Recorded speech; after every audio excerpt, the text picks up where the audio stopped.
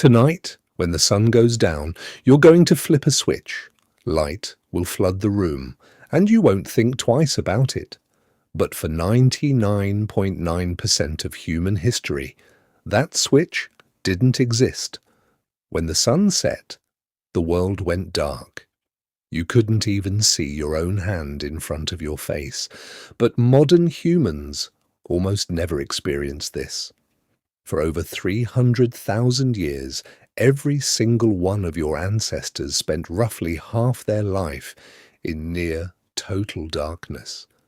They didn't even have candles for most of that time, just the black sky, the stars, and whatever fire they could keep alive. So, what did they actually do for all those hours? The answer changes everything we think we know about sleep, storytelling, and what it means to be human. Let's start with fire, because fire is the reason any of this was possible. The earliest solid evidence of humans controlling fire comes from Wonderwork Cave in South Africa, roughly 1 million years ago. But fire didn't just keep people warm. Fire completely restructured the human day. Before fire, our ancestors were like every other primate. When the sun went down, you climbed a tree or found a sheltered spot and you stayed still. Moving at night meant becoming food.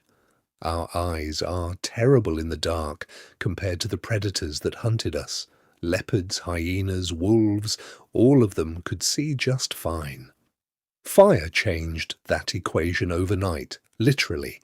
A campfire creates a circle of safety roughly 30 feet in diameter. Inside that circle, predators won't come. Outside that circle, you die. This is not an exaggeration. Anthropologists studying modern hunter-gatherer groups have documented that people who wander away from the fire at night are significantly more likely to be killed by predators even today. But here's what's fascinating. Fire didn't just protect humans at night. It gave them something they'd never had before: extra hours. Think about this. Before fire, the useful day ended at sunset. That's maybe 12 hours in summer, as few as 8 in winter. Fire suddenly added 2 to 4 usable hours to every single day. And over thousands of generations, those extra hours changed our species. In 2014, anthropologist Polly Wiesner published a study in the Proceedings of the National Academy of Sciences. She spent years recording conversations among the Zhu-Huanzi Bushmen of the Kalahari Desert, one of the last groups on Earth still living something close to the original human lifestyle. What she found was striking. During the day, about 80% of conversations were practical: who's hunting where, which plants are ready, complaints, logistics, economic negotiations. Daytime talk was work. But at night, around the fire, the entire character of conversation changed. 81% of conversations were stories, tales of people in distant places, adventures, myths about the origins of the world, jokes that made the whole camp laugh. Wiesner argued that firelight conversation is where human culture was born. The campfire was the original theatre, the original classroom, the original church. It's where humans learned to think beyond the immediate present and imagine things that don't exist yet. It's where we became us. But the night wasn't just about stories around the fire. There was something else happening, something that scientists only rediscovered in the last 30 years. You were not designed to sleep the way you sleep right now. In 2001, historian Roger E. Ekirch published a paper that changed sleep science. He had spent 16 years digging through historical records, and he found something nobody expected. Over 500 references spanning centuries, prayer books from the 1400s, court records, diaries, medical texts, letters from ordinary people, even passages in Homer's Odyssey. All of them mentioned the same thing: first sleep and second sleep. Before the industrial age, people did not sleep in one continuous block. They went to bed shortly after sunset, slept for about 4 hours, then woke up. They stayed awake for 1 to 2 hours in the middle of the night. Then they went back to sleep for another 4 hours until dawn. This wasn't insomnia, this was normal. This was how every human on the planet slept for thousands of years. And what did people do during that wakeful period in the middle of the night? Everything.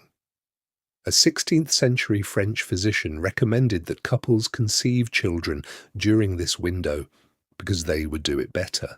People visited neighbors. They interpreted their dreams while they were still fresh. They wrote. They simply lay in bed in the dark and thought. A doctor's manual from the 1500s advised patients that the best time to study and reflect was during the watch, as they called it, the quiet hours between first and second sleep, when the mind was calm and the world was still. Now, historians had been reading these references for centuries, but they kept translating first sleep as something else because they couldn't imagine that people ever slept differently than we do now. The assumption was so deep that translators literally mistranslated ancient Greek and medieval Latin to make it fit their modern experience. But then science confirmed what history had been saying all along. In 1992, psychiatrist Thomas Wehr at the National Institute of Mental Health ran an experiment. He took a group of volunteers and removed all artificial light from their lives. For 1 month, they experienced 14 hours of darkness every night, just like our ancestors would have before fire extended the evening.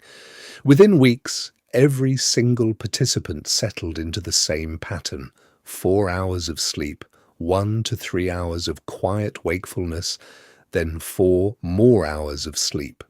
Nobody told them to do this. Nobody suggested it. Their bodies just did it, as if some ancient program had been waiting inside them the whole time, buried under centuries of artificial light. Wehr measured their hormone levels during the wakeful period and found something remarkable. The participants were in a state unlike any normal waking state. Their brains were producing elevated levels of prolactin, the same hormone released during meditation and after orgasm. They described feeling peaceful, reflective, almost meditative.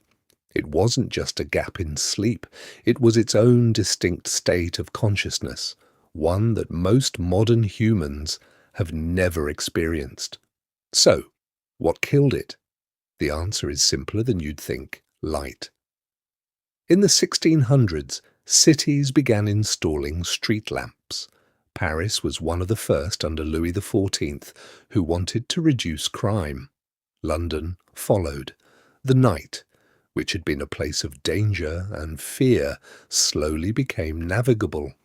Then came cheaper candles, then gas lamps in the 1800s. Then, in 1879, Thomas Edison commercialized the electric light bulb, and within a generation, the night as humans had known it for 300,000 years was gone. And here's the part nobody talks about. The word curfew comes from the French couvre-feu.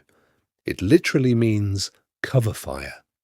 In medieval towns, a bell would ring at night, signaling everyone to cover or extinguish their fires, not because of safety, because night was supposed to be dark. Night was when you slept. Night was when you were vulnerable.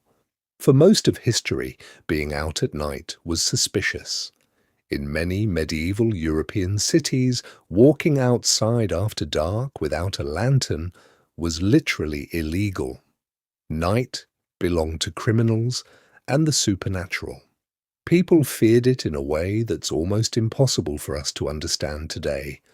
And then we conquered it. We flooded it with light and we thought that was progress. But here's what we lost. Modern humans are exposed to artificial light an average of 7 to 8 hours after sunset. This light especially the blue light from screens, suppresses your body's production of melatonin, the hormone that regulates sleep. Your body doesn't know the difference between a light bulb and the sun. When light hits your retina at 11 p.m., your brain interprets it as daytime. It delays melatonin release. It fragments your sleep. It disrupts the circadian rhythm that evolved over millions of years. Researchers have found that people who go camping for just 1 week with no artificial light at all have their melatonin cycles reset by nearly 2 hours. Their bodies start producing melatonin at sunset instead of hours after it. That's all it takes for 300,000 years of programming to reassert itself. We didn't just change when we sleep, we eliminated an entire phase of human consciousness. That quiet, reflective state between first and second sleep, the state that Vare's subjects described as peaceful and meditative, doesn't exist anymore for most people. Instead, we have insomnia, and we treat it like a disorder. But what if it's not a disorder at all? What if waking up at 2 a.m. and lying there in the dark isn't your body malfunctioning? What if it's your body remembering what it was built to do? They lay there in silence and thought about their lives, their dreams, and the world they would wake up to in the morning. We traded all of that for a light switch, and most of us never even knew it was gone.